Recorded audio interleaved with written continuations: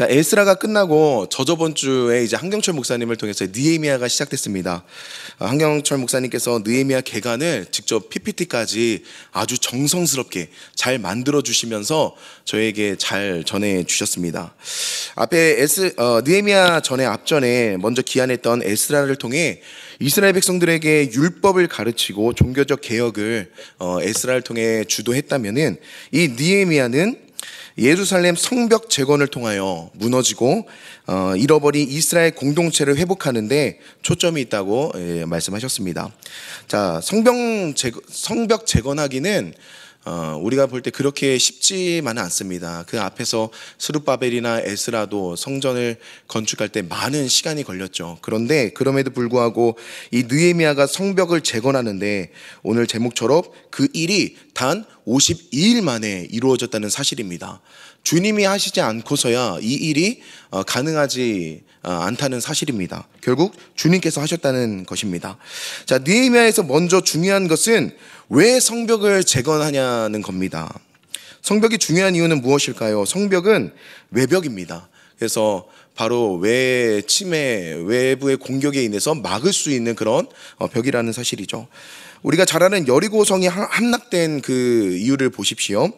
마지막 하루에 한 바퀴씩 돌다가 7일째 되는 날에는 7바퀴 돌고 그리고 나팔을 불면서 함성을 지를 때 그 강한 여리고성의 성벽이 무너졌습니다. 성벽이 무너지니까 어떻게 됩니까? 일제 이스라엘 백성들이 공격을 하고 쳐들어가서 그 여리고성을 함락시키게 되었다는 사실입니다. 그럴 수 있었던 이유가 바로 성벽이 무너졌기 때문이라는 것입니다. 그래서 성벽은 왜 만드냐? 성벽은 그 중심에 중요한 것을 지키기 위해서 성벽을 재건한다는 사실입니다. 무엇을 지키기 위해서 느헤미야는 성벽을 재건하는 걸까요? 그것은 바로 하나님의 성전을 지키기 위함입니다. 이스라엘 백성들의 삶은 성전 중심이었습니다. 성전 안에는 무엇이 있습니까? 바로 하나님이 임재하는 처소인 그 언약궤가 있다는 사실입니다. 그것은 하나님께서 임재하시는 곳이고 하나님께서 이스라엘 백성들을 만나주시는 장소이기 때문입니다. 느헤미야는 무엇보다 이 다시 하나님의 나라가 굳건히 세워지기 위해서는 하나님이 임재하시는 그 언약궤, 성전 중심의 은혜가 필요했습니다. 그래서 그 성전을 지키기 위한 성벽을 재건하는 것은 아주 중요한 사역이라는 것을 깨달았다는 것입니다.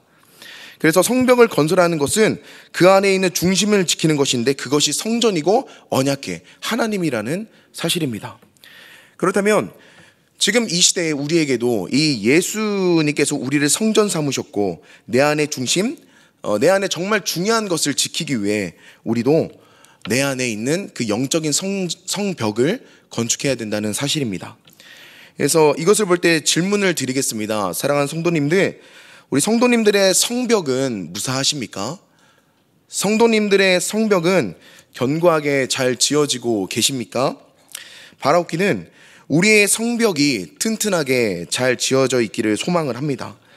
내 안에 성벽을 다시 재건함으로써 우리는 그가 내 안에, 내가 그 안에 거하는, 이제 율법을 우리들 속에 주신다는 그 하나님의 말씀을 따라 내 안의 중심이 그분의 처소가 되기를 원합니다. 그러므로 우리 안에 성벽을 재건함으로 내 안에 계신 성령님의 전이 무너지지 않도록 우리는 지켜내야 됩니다. 사단 마귀로부터 빼앗기지 않고 사단 마귀로부터 이것을 지켜야 한다는 사실입니다.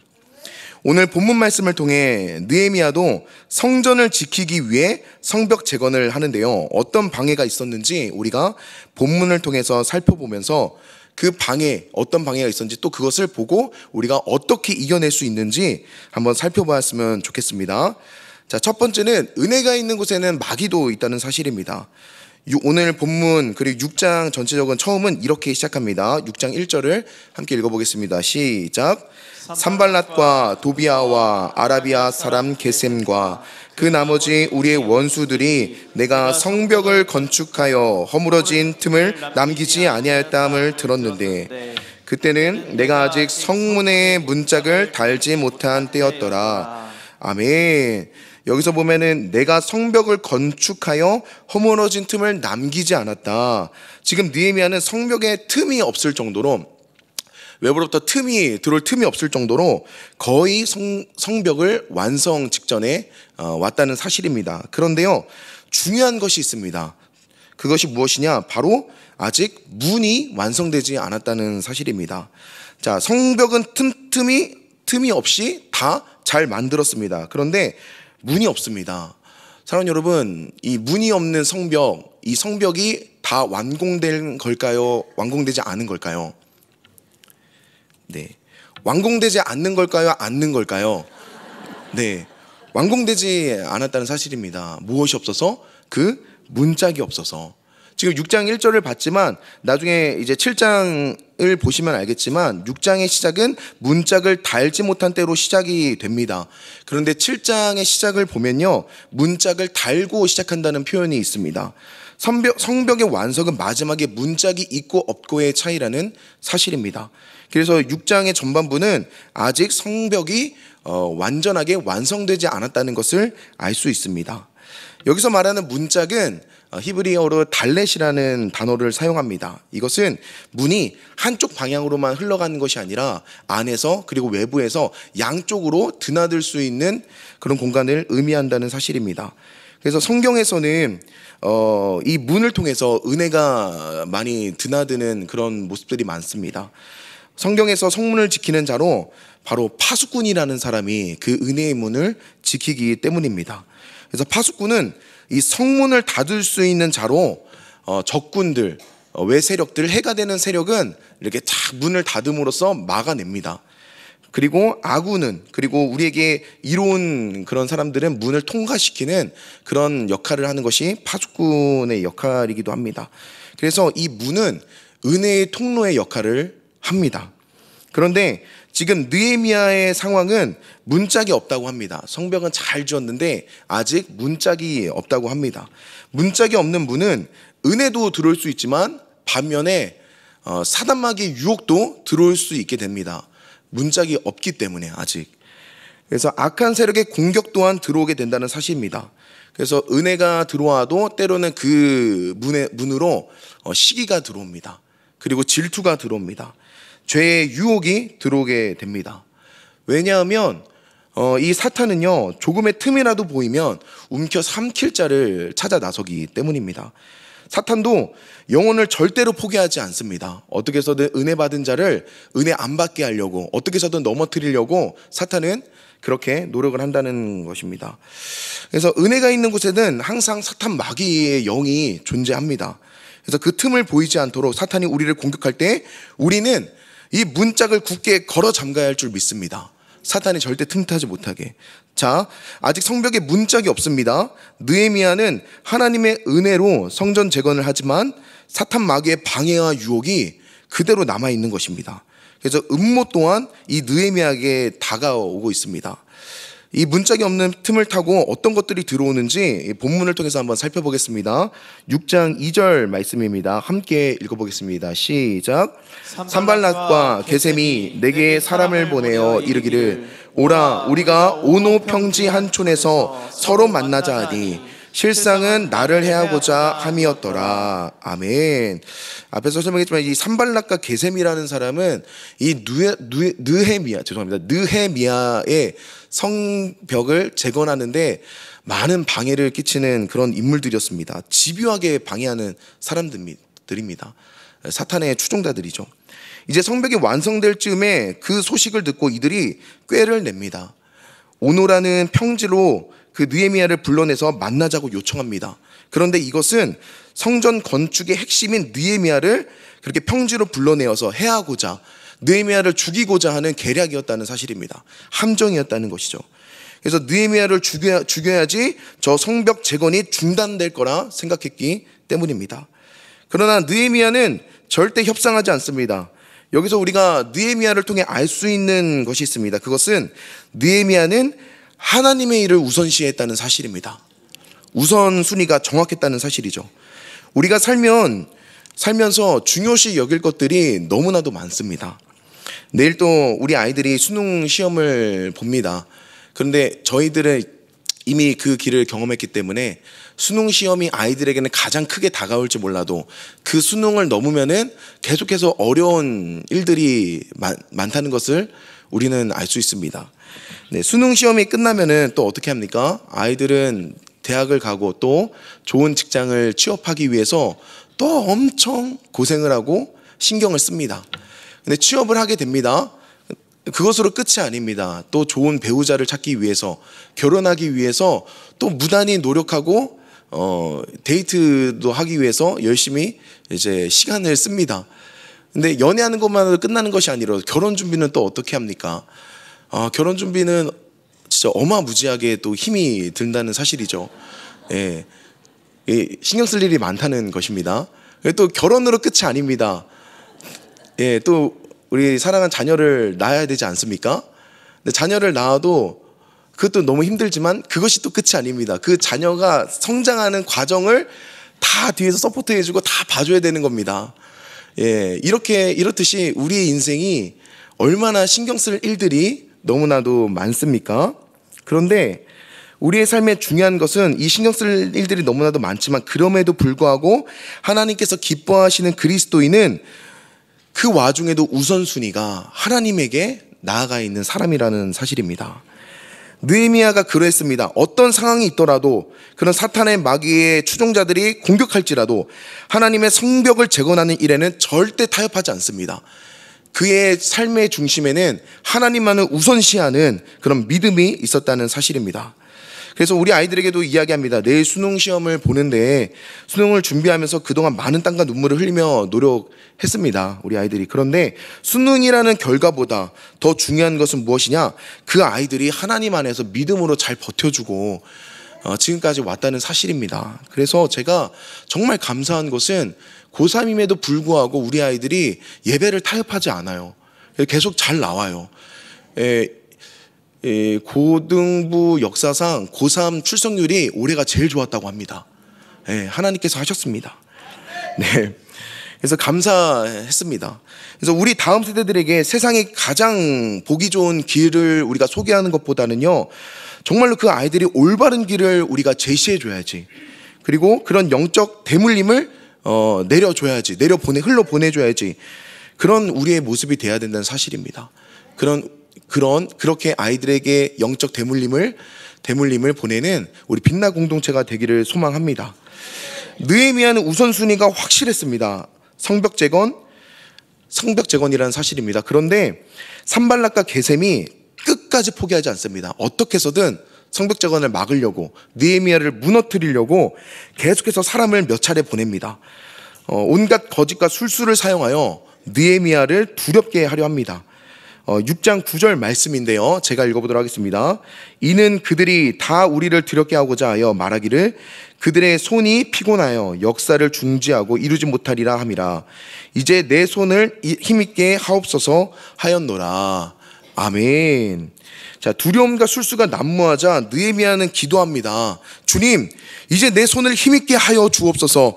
하나님, 나에게 힘을 주시옵소서. 두려움과 거짓 술수를 이겨낼 주님의 능력을 나에게 허락하여 주옵소서. 여기서 볼 때 느헤미야는 하나님의 중심의 사람이었다는 것을 거듭 강조하고 있습니다. 우리 그리스도인들에게 너무 중요한 영적 원리입니다. 우리의 삶에 고난과 핍박이 왔을 때요, 그 문제를 해결하고자 내 노력으로, 내 힘으로 해결해 봅니다. 그런데 해결이 됩니까? 해결이 절대 안 됩니다. 그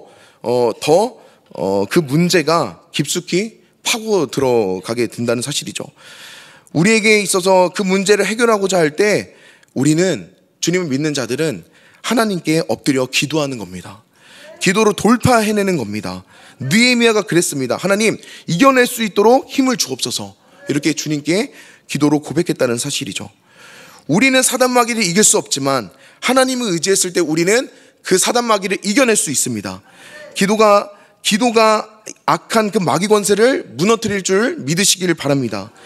느헤미야가 계속 잘 이겨내고 있을 때 산발락과 도비아와 게셈이 그럼 이쯤에서 괜찮겠지 하고 포기할까요? 아닙니다. 끝까지 물어 늘어집니다. 절대 포기하지 않습니다. 더 막강한 공격을 준비하는데 느헤미야의 성벽 재건을 공격하는 세력이 이 산발락 으로 이제 외부에서 공격하는 것과 또 내부에도 그 추종자들이 있다는 사실입니다. 이젠 내부로부터 그 공격이 온다는 사실입니다. 6장 10절 말씀입니다. 함께 읽어보도록 하겠습니다. 시작. 이후에 무에다벨의 손자 들라야의 아들 스마야가 드문 불출하기로 내가 그 집에 가니 그가 이르기를 그들이 너를 죽이러 올 터이니 우리가 하나님의 전으로 가서 외소 안에 머물고 그 문을 닫자. 저들이 반드시 밤에 와서 너를 죽이기라 하기로. 아멘. 앞에 공격을, 외부의 공격을 이겼더니 더 강한 내부의 공격이 기다리고 있었다는 사실입니다.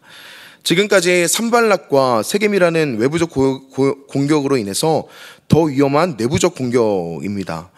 이 어느 날 성벽을 재건하는데 잘 안 보이는 사람이 있었습니다. 그 사람이 누구냐? 바로 스마야라는 사람입니다. 스마야를 소개하기를 두문 불출했다는 이야기가 나오는데, 이 뜻은 이 스마야는 절대로 집 밖으로 안 나왔다는 사실입니다. 그러니까 문을 걸어 잠그고 문 밖을 나가지 않았다라는 의미입니다. 그러니까 집에만 있었다는 거예요. 방콕만 했다는 것입니다. 근데 중요한 것은 이 스마야라는 사람은 선지자입니다. 근데 선지자가 성전, 하나님이 임재하시는 성전에 있어야지 계속 집에만 방콕으로 문을 걸어 잠그고 있으니까 이 느헤미야가 이상하게 생각한 것입니다. 그래서 걱정이 되었는지 느헤미야가 스마야 집에 찾아가게 됩니다. 자, 이런 모습을 볼 때 느헤미야와 스마야는 조금은 잘 친분이 있는, 잘 알던 사이였던 것 같습니다.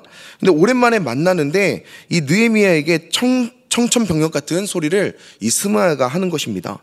자, 느헤미야야, 원수들이 지금 오늘 밤에 너에게 와서 너를 해할 것이다. 너를 죽일 것이다. 이렇게 말입니다. 그래서 이 스마야라는 사람은 선지자이지만 또 예언자였습니다.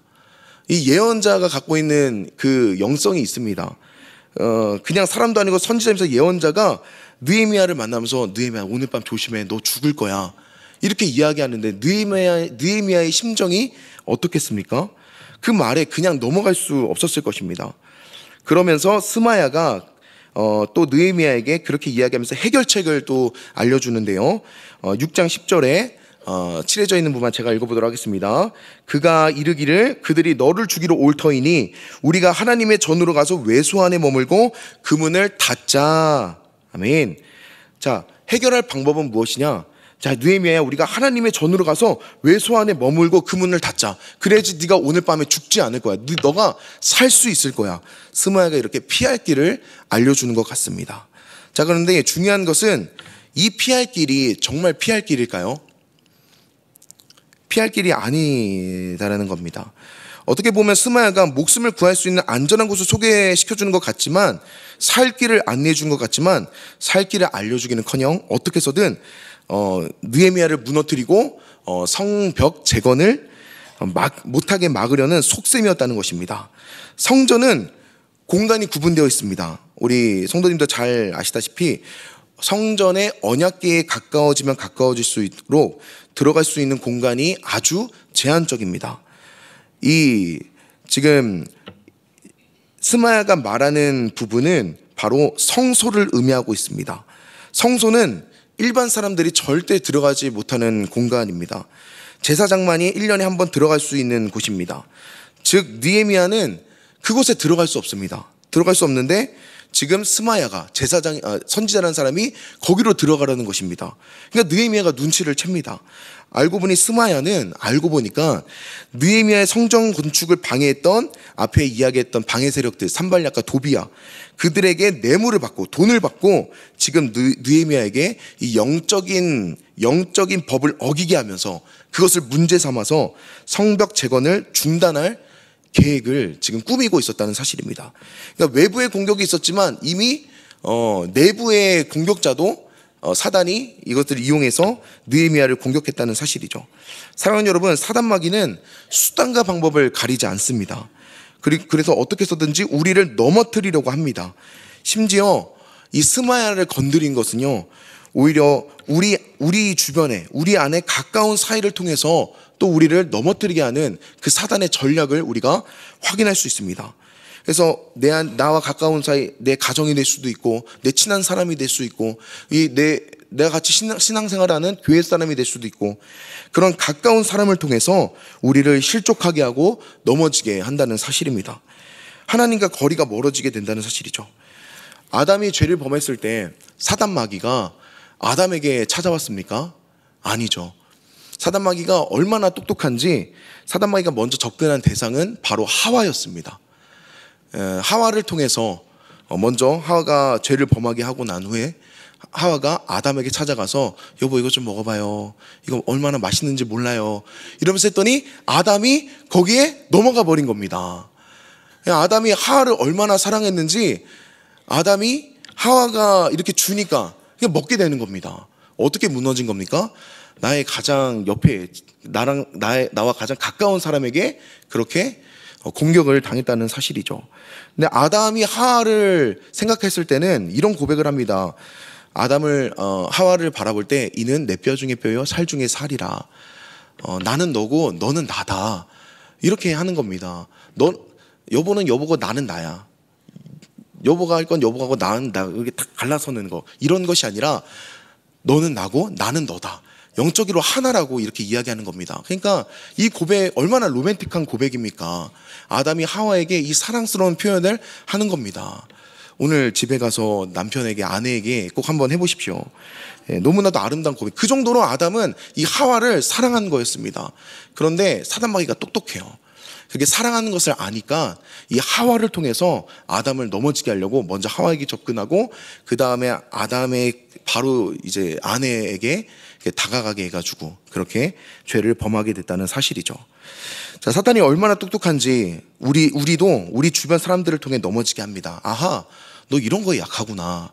아하, 너 이런 사람에게 약하고 이런 말에 휘둘리는구나. 사탄은 다 알고 있습니다.